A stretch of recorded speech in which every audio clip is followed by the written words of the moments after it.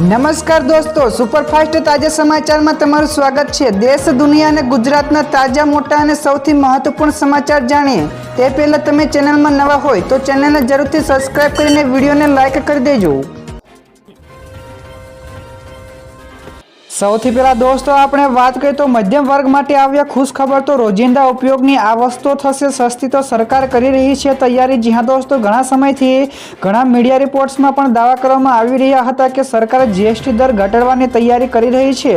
તો મીડિયા રિપોર્ટ્સમાં કહેવામાં પણ આવ્યું છે કે કેન્દ્ર સરકાર મધ્યમ અને ઓછી આવક ધરાવતા પરિવારોને રાહત આપવા માટે ગુડ્સ એન્ડ સર્વિસ ટેક્સ એટલે કે જીએસટીના દરમાં બદલાવ કરવાની યોજના બનાવી રહી છે। તો એવું કહેવામાં આવી રહ્યું છે કે સરકાર 12% જીએસટી સ્લેબ ઘટાડીને 5% કરવા અથવા તો તેને સંપૂર્ણપણે નાબૂદ કરવાની યોજના બનાવી રહી છે।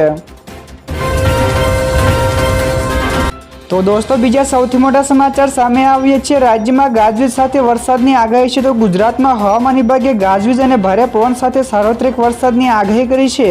તો આજે અમદાવાદ અને ગાંધીનગર સહિત બનાસકાંઠા, અરવલ્લી, મહીસાગર, દાહોદ, વડોદરા, પંચમહાલ, છોટાઉદેપુર, ભરૂચ, નર્મદા, સુરત, તાપી, નવસારી, ડાંગ, વલસાડ, દમણ, અમરેલી, ભાવનગર અને દાદરાનગર હવેલીમાં પણ ભારે વરસાદની શક્યતા છે। તો 3 અને 4 જુલાઈએ પણ ભારેથી અતિભારે વરસાદનું રેડ અને ઓરેન્જ એલર્ટ પણ અપાયું છે। તો દોસ્તો, ત્યાર પછી આગળ વધુ એક સૌથી મોટા સમાચાર। રાજ્યમાં શિક્ષકોની ઘટ અને પ્રવેશ ઉત્સવના માત્ર દેખાડો। જી હા દોસ્તો, ગુજરાતમાં સરકારી શાળાઓમાં 40,000 શિક્ષકો અને 38,000 જેટલા ઓરડાઓની તીવ્ર અછત છે। તો અનેક શાળાઓમાં એક જ શિક્ષક બધા ધોરણો ભણાવે છે। તો કેટલીક શાળાઓ એવી ઝાડ નીચે પણ ચાલે છે। તો 5,912 જેટલી સરકારી શાળાઓને તાળા પણ લાગી ચૂક્યા છે। તો આવી ગંભીર સ્થિતિ છતાં પણ સરકાર લાખો રૂપિયા ખર્ચીને પ્રવેશ ઉત્સવના નામે માત્ર માર્કેટિંગ કરી રહી છે। તો જેના કારણે વાલીઓ અને ખાનગી શાળાઓ તરફ વળવા મજબૂર બન્યા છે। તો દોસ્તો, આ અંગે તમારું શું કહેવું છે ફટાફટ નીચે કોમેન્ટમાં જણાવજો। તો દોસ્તો, બીજા સૌથી અગત્યના સમાચાર સામે આવીએ છીએ। ખનીજ રોયલ્ટી થઈ બમણી તો મકાનો પણ થશે મોંઘા। જી હા દોસ્તો, ગુજરાત સરકારે રેતી, માટી સહિતના ખનીજો ઉપર રાતોરાત રોયલ્ટી બમણી કરી દીધી છે। જો રોયલ્ટી ઉપરાંત સમાન પ્રીમિયમ વસૂલવાનો નિર્ણય પણ લેવામાં આવે તો ખનીજ લગભગ બમણા ભાવે ઉપલબ્ધ થશે। તો છેલ્લા 10 વર્ષમાં રોયલ્ટીમાં કોઈ પણ વધારો થયો ન હોવા છતાં પણ આ અચાનક વધારાથી ખળભળાટ મચી ગયો છે અને આંતરિક વિરોધ પણ થઈ રહ્યો છે। તો આ નિર્ણયના કારણે હવેથી મકાનોના ભાવમાં પણ વધારાનો ભય છે। ત્યાર પછી દોસ્તો, આગળ વધુ એક સૌથી અગત્યના સમાચાર મળ્યા છે। દરેક ભારતીય ઉપર 4.8 લાખનું દેવું છે। જી હા દોસ્તો, રિઝર્વ બેંક ઓફ ઇન્ડિયા એટલે કે આરબીઆઈના તાજેતરના અહેવાલ અનુસાર દરેક ભારતીય ઉપર સરેરાશ રૂપિયા 4.8 લાખનું દેવું છે। તો માર્ચ 2023માં આ આંકડો રૂપિયા 3.90 લાખનો હતો, જે દર્શાવે છે કે 2 વર્ષમાં 23% વધારો થયો છે। એટલે કે દરેક ભારતીય ઉપર સરેરાશ રૂપિયા 90,000નું દેવું વધ્યું છે। તો માર્ચ 2025 સુધીમાં ભારત ઉપરનું કુલ વિદેશી દેવું $736.30 બિલિયન હતું, જે જીડીપીના 19.1% છે અને પાછલા વર્ષ કરતાં 10% વધારે છે। ત્યારબાદ દોસ્તો, ફટાફટ આગળના બીજા સમાચારની વાત કરવામાં આવે તો કેજરીવાલનું મોટું નિવેદન, કહ્યું કે લોકો ભાજપથી કંટાળી ગયા છે અને પરિવર્તન ઈચ્છે છે। જી હા દોસ્તો, આમ આદમી પાર્ટીના રાષ્ટ્રીય સંયોજક અરવિંદ કેજરીવાલે અમદાવાદમાં કહ્યું કે આમ આદમી પાર્ટીએ વિસાવદરની પેટા ચૂંટણીમાં જે પ્રચંડ બહુમતીથી જીત મેળવી અને ભાજપને હરાવ્યો તે ગુજરાતનો મૂળ દર્શાવે છે કે લોકો હવે ભાજપથી કંટાળી ગયા છે અને ગુસ્સે છે અને પરિવર્તન ઈચ્છે છે। તો ગુજરાત પરિવર્તન ઈચ્છે છે અને ભાજપ પણ અહીં 30 વર્ષ શાસન કર્યું છે કારણ કે કોઈ પણ વિકલ્પ ન હતો। તો તેમણે વિશેષમાં કહ્યું કે હવે લોકોને એક સારો અને પ્રામાણિક વિકલ્પ આમ આદમી પાર્ટીનો મળ્યો છે। તો દોસ્તો, કેજરીવાલના આ નિવેદન વિશે તમારે શું કહેવું છે ફટાફટ નીચે કોમેન્ટમાં જણાવજો। તો દોસ્તો, બીજા સૌથી મહત્વપૂર્ણ સમાચાર સામે આવીએ છીએ। ખેડૂતોના પાકોને મોટું નુકસાન તો સહાયની માંગ કરી। જી હા દોસ્તો, સાબરકાંઠા ઉપરાંત ઘણા બધા જિલ્લાઓમાં ભારે વરસાદના કારણે સ્થાનિક ખેડૂતો માટે ભારે સમસ્યા સર્જાય છે। તો જિલ્લાના ખેડબ્રહ્મા, વડાલી, વિજયનગર વિસ્તારોમાં ભારે વરસાદ નોંધાયો છે। તો આ મામલે સ્થાનિક ધારાસભ્ય રાજ્ય સરકારમાં લેખિત રજૂઆત કરશે। તો ખેડૂતો પણ હવે વરસાદ સામે રાજ્ય સરકાર પાસે સહયોગની અપેક્ષાઓ પણ રાખી રહ્યા છે। તો જેમાં મગફળી, કપાસ સહિતના ઘણા બધા પાકોમાં આજે પણ પાણી યથાવત રહેતા ખેડૂતોના પાકમાં વ્યાપક સ્થિતિ આવી રહી છે।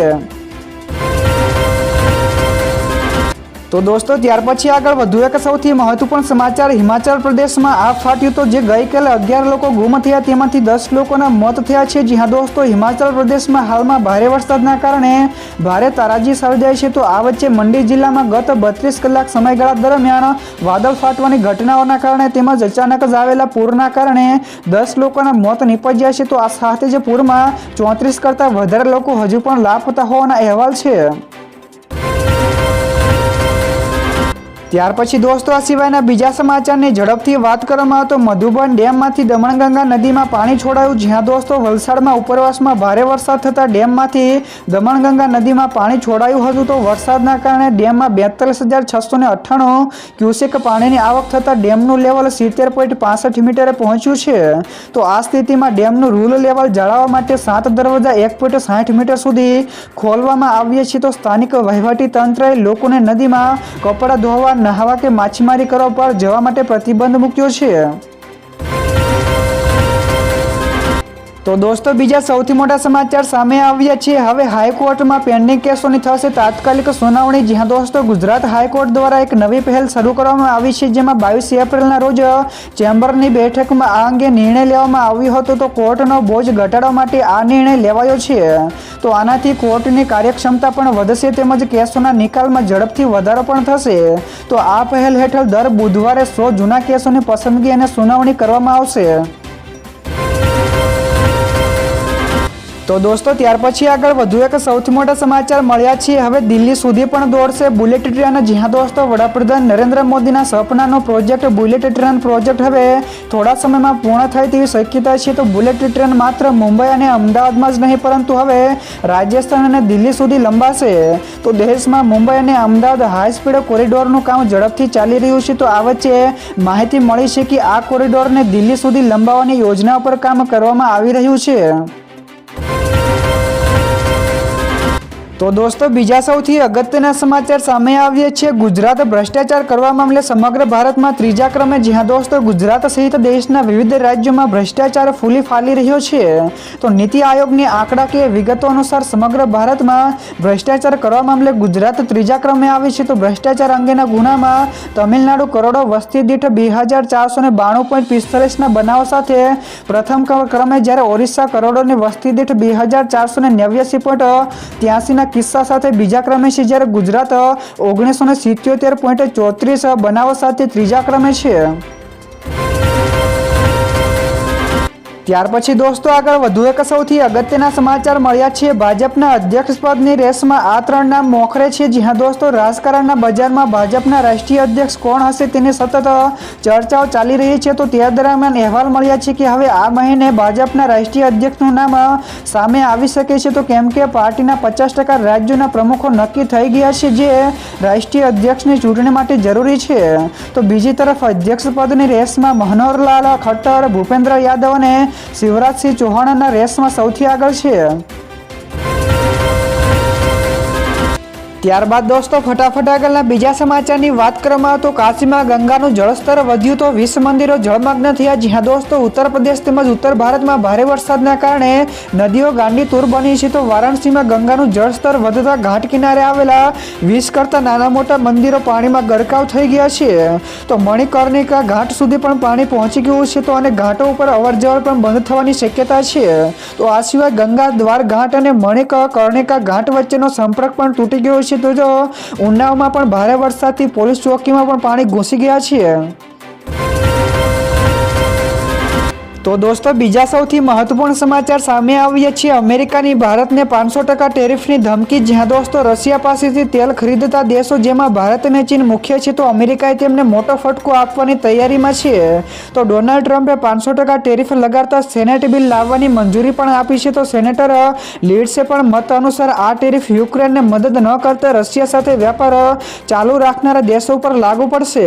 તો આ બિલ પાસ થાય તો ભારતની નિકાસ ઉપર ગંભીર પણ અસર પડી શકે છે। તો ભારત ફેબ્રુઆરી 2022થી રશિયાનો તેલનો મુખ્ય ખરીદદાર બન્યો છે।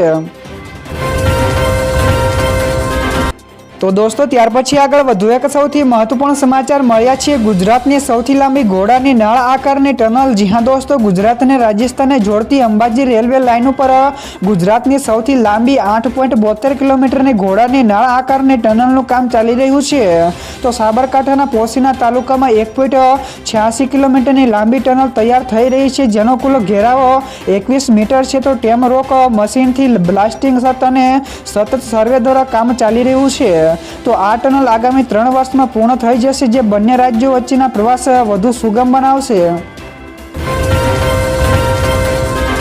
ત્યાર પછી દોસ્તો આ સિવાયના બીજા સમાચારની ઝડપથી વાત કરવામાં આવે તો રાજ્યના 21 જેટલા જળાશયોને અપાયું એલર્ટ। જી હા દોસ્તો, રાજ્યમાં વરસાદી માહોલ બરાબરનો જામ્યો છે, ત્યારે હવામાન વિભાગ દ્વારા આગામી 7 દિવસ માટે હજુ પણ ભારેથી અતિભારે વરસાદની આગાહી પણ કરવામાં આવી છે। તો વરસાદના કારણે સિંચાઈ વિભાગના અધિકારીઓ રિજિયન વાઇઝ પાણીના સંગ્રહની સ્થિતિ વિશે પણ માહિતી આપી છે, જે અનુસાર રાજ્યના 206 જળાશયો પૈકી 21 જળાશયો હાઈ એલર્ટ ઉપર, 12 જળાશયો એલર્ટ ઉપર તથા 19 જળાશયો વોર્નિંગ ઉપર છે।